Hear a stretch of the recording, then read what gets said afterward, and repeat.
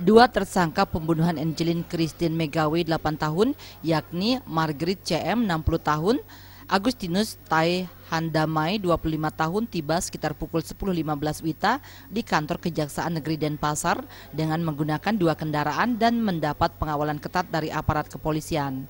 Dua tersangka dilimpahkan dari Polda Bali setelah berkasnya dinilai telah P21.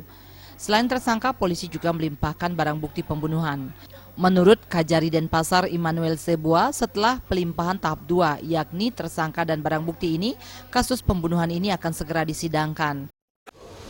Kita tidak perlu harus lama-lama, ya, secepatnya kita limpahkan. Kalau sudah dilimpahkan pengadilan, tentunya kita akan menunggu penetapan hari sidang, ya, oleh pengadilan. Nah, itu penetapan hari sidangnya ya kita tunggu nanti. Kita menyambut baik bahwa perkara ini memang harus disidangkan, tidak bisa berlarut-larut. Karena itu kita dukung untuk secepatnya. Kalau memang sudah dinyatakan P21 ya kita segera limpahkan ke pengadilan biar terbuka nanti.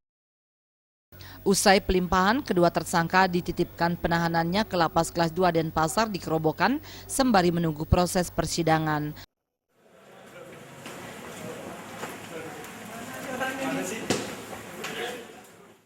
Raiswantara dan Angga, Bali TV.